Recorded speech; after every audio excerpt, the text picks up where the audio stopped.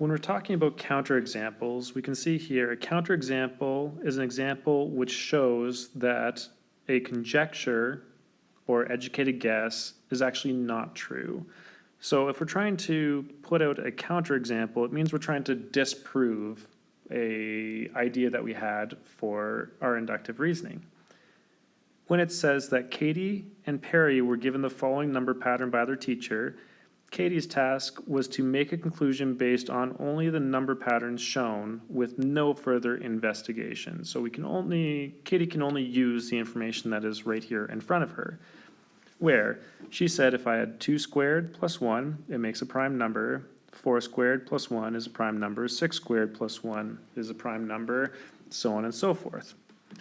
Perry's task was to see if Katie's conjecture was correct or not. So Katie made the following conclusion.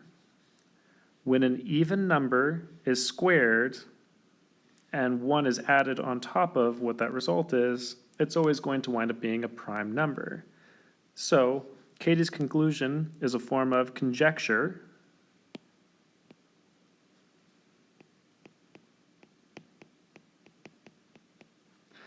based on inductive reasoning, which means that she can only look at the examples that are in front of her, and in every example that you can see, this is the case, so she's finding the pattern. Now, when Perry investigated the conjecture further by using even numbers not shown, she correctly stated that Katie's conjecture is false. So if we're going to pick a counterexample to show Katie's conjecture is false, and there's literally infinite of them, then what we're going to say is if we take 8 squared plus 1. If I have 8 squared plus 1, that's going to be 65, which obviously is divisible by not just 1 in itself, it's also divisible by 5. So this proves that Katie is incorrect.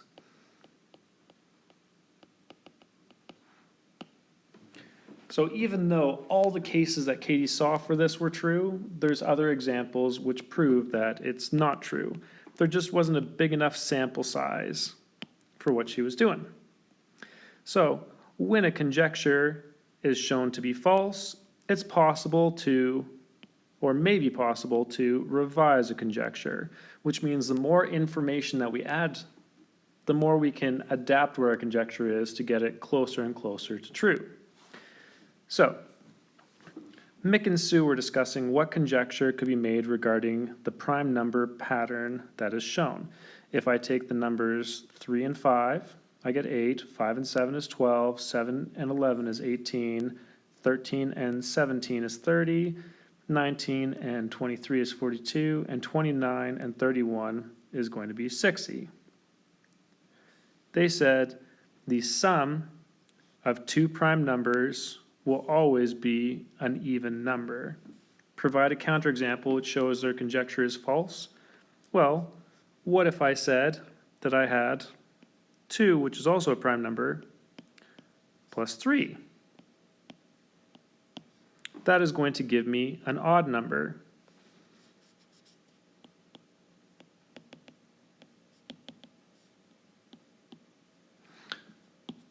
So this doesn't actually work. So if I want to revise our conjecture so it holds true for prime numbers, I can say that the sum of 2 prime numbers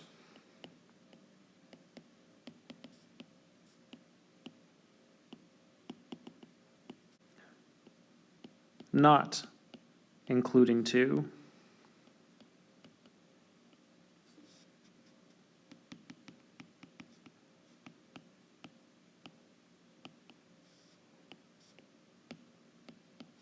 will be even.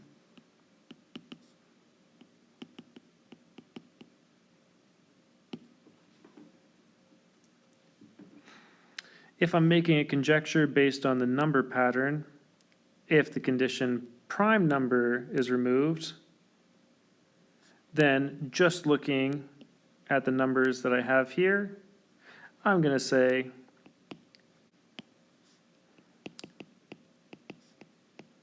the sum of two odd numbers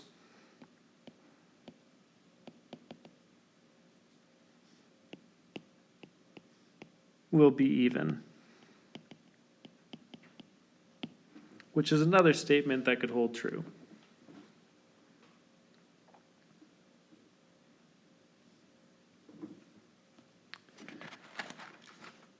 When I get to example 4, it says, Jerome investigated the following number patterns. 1 plus 2 plus 3 is 6, 5 plus 6 plus 7 is 18, negative 6 plus negative 5 plus negative 4 is negative 15, and negative 12 plus negative 11 plus negative 10 is equal to negative 33. He noticed that in all the patterns, 3 consecutive integers were being added. If I'm going to create 2 more number patterns showing the sum of 3 consecutive integers, then I could say, well, if I have 2 plus 3 plus 4, which are all consecutive, that's going to equal 9. And I can say that negative 1 plus 0 plus 1 is going to equal 0. If I'm using inductive reasoning to make a conjecture based on the sum of 3 consecutive integers, I can say the sum of 3 consecutive integers is equal to 3 times the middle number.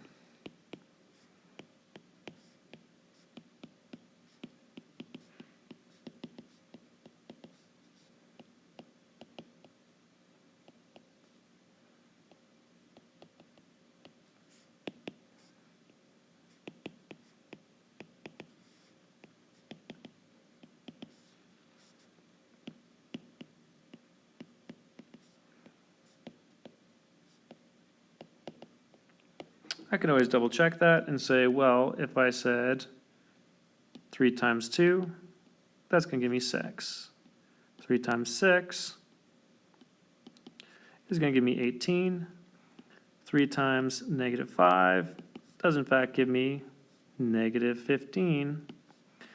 3 times negative 11 will give me negative 33, and so on and so forth. The same thing holds true for the examples that we came up with. 3 times 3 is 9, and 3 times 0 is in fact 0. So we can see that this also works. Inductive reasoning can be used to make conjectures, but cannot be used to determine whether or not a conjecture is true. If I'm only using inductive reasoning, I'm never going to get all infinite cases that could possibly exist.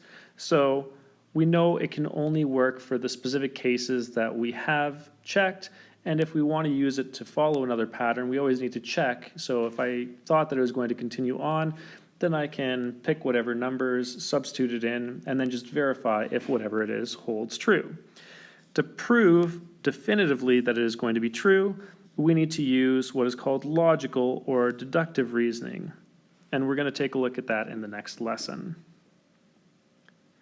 The conjectures in class example number 3 and number 4 are true, and we're going to use the next lesson to prove, yes, this is definitively true, it's always going to work.